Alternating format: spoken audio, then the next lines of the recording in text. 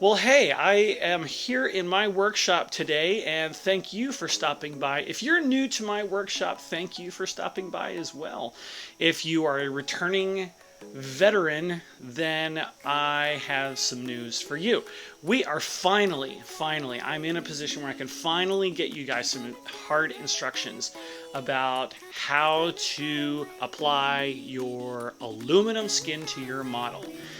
Again, this is something that I've sort of hinted on and talked a little bit about in previous videos for this specific build, but I've never been able to come across a single location on how to do this process. There's a couple YouTube videos about one aspect, and there's been some forum posts about another aspect, but today I am going to start by showing you what I do to initiate this process.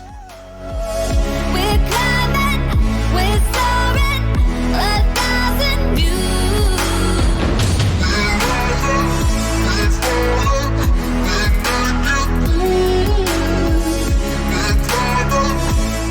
So the first thing that I do is it's all about surface prep. So this aluminum is very, very thin.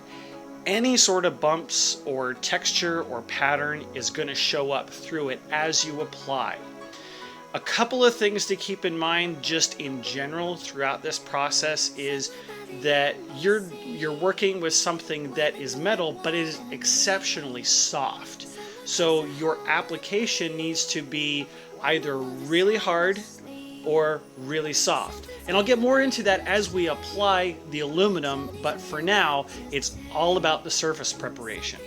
The first thing you want to do is sand down every surface. Sand it smooth, get it as best you can. I highly recommend a sanding block.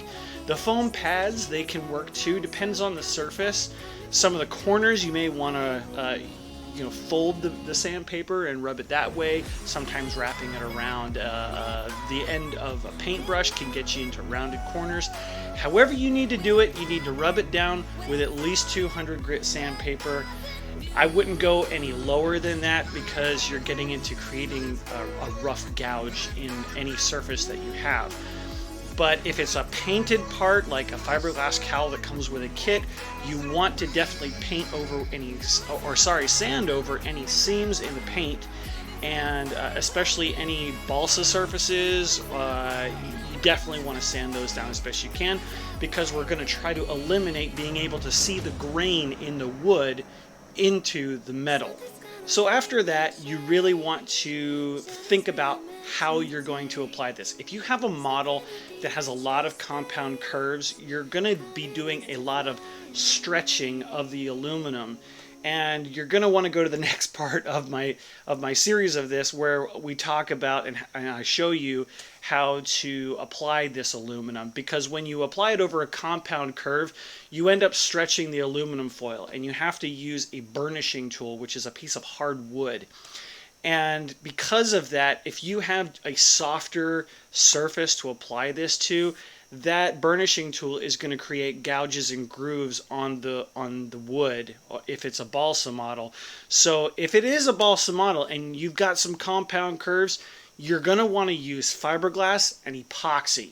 For this particular model, and for the vast majority of, I think, most applications, like wings and control surfaces and things like that, most of this is flat and there's not too many compound curves, so the application can be done with a different tool, which I'll show you, and it might surprise you. It's a little thing to look forward to there.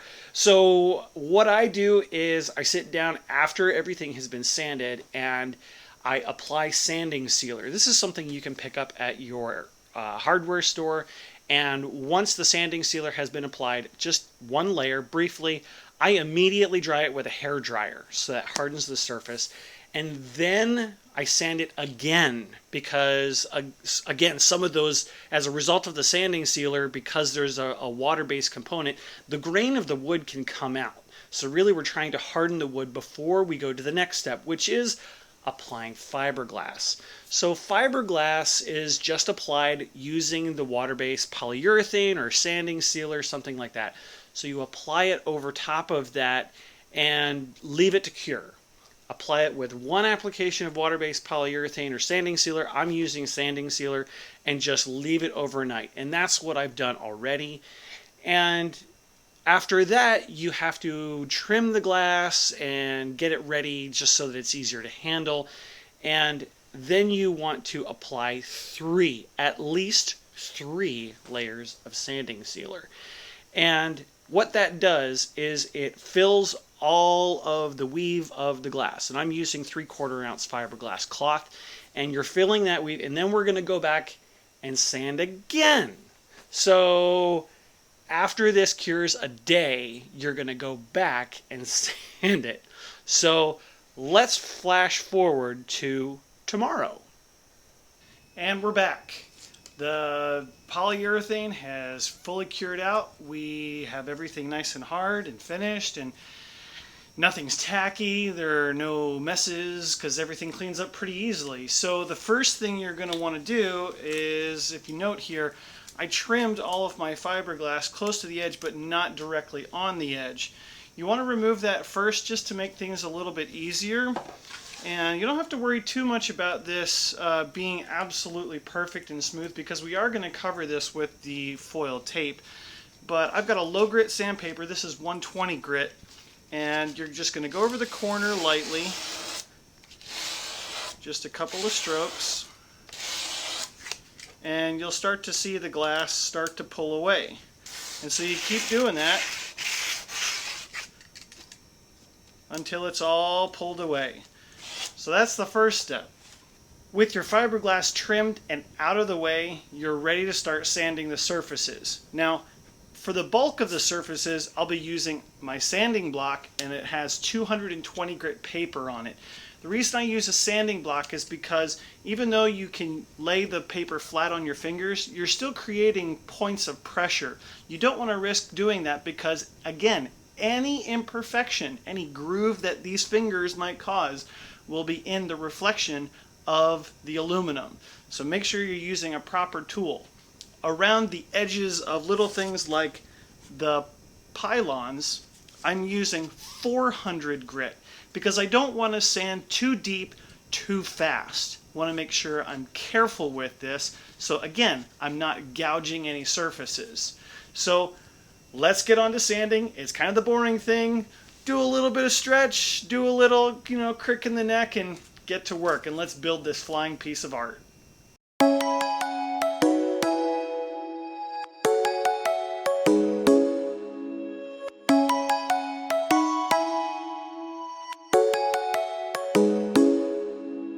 Come and fly away with me.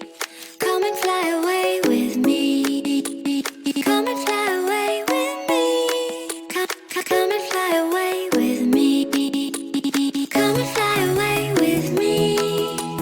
Come and fly away with. So now I'm sweaty, I'm dirty, and life is good because we're building. So as you can see, I'm using this cloth to help protect the surface of the wing as I'm sanding it down. That's pretty important because, again, you're working on a hard work surface and you want to protect from the dings as you sand. It's going to happen, so just try to mitigate it as much as possible. So the other thing is that, as you work, you're going to see the gloss disappear, and that's really what you're looking for. You want to look for a matte finish from the sandpaper, and you want to feel for any bumps or grooves or anything that you may have missed during any spackling stages before you apply glass. You can still apply some spackling over top of this, harden it with a little bit of water-based polyurethane, sand it perfectly smooth, maybe patch it with a little glass on top and fill that weave as well. But for the most part, all of your prep work should have been done beforehand. So what you're left with is something that feels kind of rough, but it's still smooth. You're not feeling any big bumps or anything like that. And sometimes when you apply the water-based polyurethane, it can pool in little spots as it's drying. So you're just trying to eliminate those.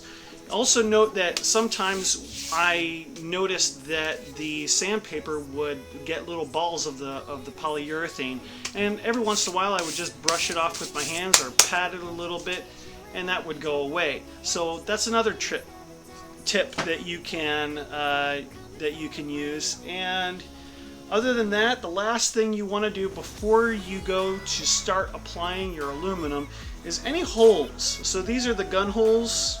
I need to cut those out. There's also another hole here for the wing bolt when I install the wing into the fuselage. So any of those, you want to make sure that the glass is removed on those so that when you apply the aluminum, it'll have a more defined area of where you need to remove the foil from. So other than that, you're ready to go on to the next step. So I hope you find this helpful. I hope you find it inspiring, and that you too can try these techniques to make your own flying work of art. Something's gonna bring the change. Journeys we are meant to take. Something at the edge of space.